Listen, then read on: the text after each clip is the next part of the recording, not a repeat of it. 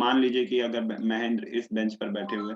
है ना, और विराट भी उनके सामने है, उनमें इन्होंने कहा है अब एग्जांपल ही आपको लेना, तो यहाँ पर ये जो बेंचेस है इनकी ये फ्रिक्शन लेस है, मतलब यहाँ कोई फ्रिक्शन नहीं है, एंड इनकी इनिशियल वेलोसिटी कितनी है, 0 है ना। What will be Mahendra's velocity of motion towards the Virat after 1 second, मतलब ये धीरे धीरे विराट की तरफ मूव कर रहे हैं, और 1 सेकंड के बाद मीन्स टाइम गिवन है आपको कि टाइम आफ्टर 1 सेकंड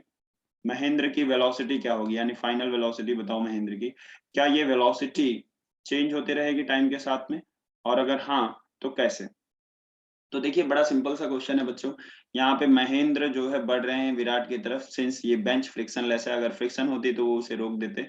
मतलब रोक देते, इनका यहाँ मूव नहीं कर पाते। सो आपको सबसे पहले तो जो आपको पता है force of attraction between Mahendra and Virat, जो आपने पिछले ही क्वेश्चन में किया है, 4.002 इंटू 10⁻⁻7 न्यूटन आपका आंसर आया था। आपको ये पता होना चाहिए कि फोर्स का फॉर्मूला क्या होता है, मास इंटू एक्सेलरेशन। तो यहाँ से सबसे पहले आप कैलकुलेट करिए कि एक्सेलरेशन कितना हो रहा है, बिकॉज आप एक लॉ ऑफ मोशन का फॉर्मूला यूज करने वाले हैं, जिसमें क्योंकि आपको v पूछा गया है, तो Newton's law of motion v is equal to u plus a t use करने वाले हैं। तो u ऑलरेडी आपके पास है, जिसको इनिशियल वेलोसिटी 0 कह रहे हैं, t ऑलरेडी है, बट a नहीं है आपके पास, तो a आपको लेकर आना पड़ेगा। तो इस फॉर्मूले से आप लेकर आएंगे f is equal to mass into acceleration. इस मास को इधर भेजेंगे तो क्या हो जाएगा, F upon m is equal to a, so that means a is equal to, you can write F upon m. Now you know that F is 4.002 into 10⁻⁻7 Newton and divided by mass of Mahendra. अगर आप देखें, क्योंकि Mahendra move कर रहे हैं, तो last time he mass of Mahendra कितना given था, 75।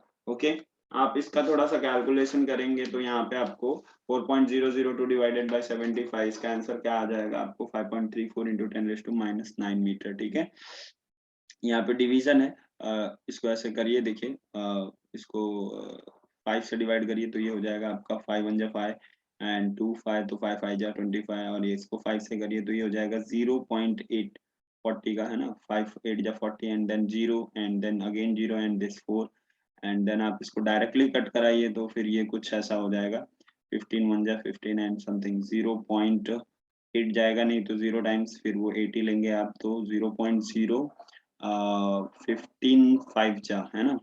15 5 जा 75, तो 80 में से 75 निकला तो बचा 5 5 और 0, तो 15 3 जा 45 5 4, फिर 15 3 जा आपको ले जाना पड़ेगा,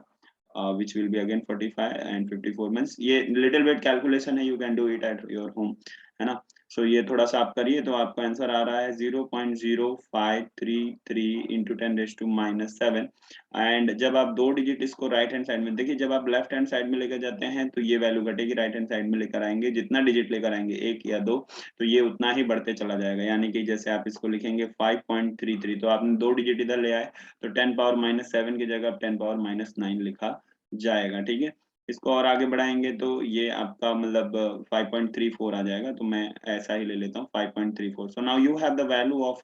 acceleration which is 5.34 into 10⁻⁹ metre per second square. इतनी बात समझ में आ रही है? आपको ये नहीं निकालना था, आपको क्या निकालना है, आपको निकालना है वेलोसिटी महेंद्र की 1 सेकंड के बाद। तो जो ये एक्सीलरेशन आया तो आप उसको वैल्यू इसमें सब्स्टिट्यूट करिए, v इज इक्वल टू हो जाएगा आपका 0 प्लस एक्सीलरेशन जो आया आपका 5.34, है ना, इनटू 10 रेज टू कितना हो रहा है -9, है ना, इनटू आपका टाइम कितना है 1 सेकंड, तो ये आंसर हो रहा है आपका 5.34 into 10 raise to -9 metre per second की स्पीड से जो है महेंद्र मूव करेंगे विराट की तरफ। मतलब ये वेलोसिटी है 1 सेकंड के बाद महेंद्र, जो काफी कम है, ना के बराबर है, ऐसा आप समझ सकते हैं। ठीक है, अच्छा क्वेश्चन में ये तो आपको समझ में आ गया, ये आपका एक आंसर हो गया, इस पे आपको मार्क्स मिल जाएगा। Will this velocity change with time, तो आंसर इज यस। ठीक है, जैसे जैसे महेंद्र, है ना, ये महेंद्र जैसे जैसे विराट की तरफ बढ़ेगा तो इनके बीच का डिस्टेंस कम होगा, आर कम होगा, तो फोर्स ऑफ अट्रैक्शन जाहिर सी बात है डिस्टेंस पे डिपेंड करता है, तो अगर डिस्टेंस कम होगा तो फोर्स ऑफ अट्रैक्शन बढ़ने लगेगा, मतलब इनका एक्सेलरेशन इंक्रीज होने लगेगा, तो जैसे जैसे ये पास में आने लगेगा तो उसकी वेलोसिटी भी बढ़ने लगेगी। So this will be the answer for this, कि will this velocity change with time, तो yes it will change. and how it will change, when the distance decreases between Mahendra and Virat, so the acceleration will be increased and force of attraction between them also increase, therefore velocity will increases continuously. Okay, चलिए next question देख लेते हैं। उम्मीद है ये तुम्हें समझ में आया होगा, अगर नहीं समझा होगा तो एक बार दो बार इसको रिपीट करके देख लीजिए एंड देन आप आगे बढ़िए। So, अभी हम दूसरा क्वेश्चन देखते हैं।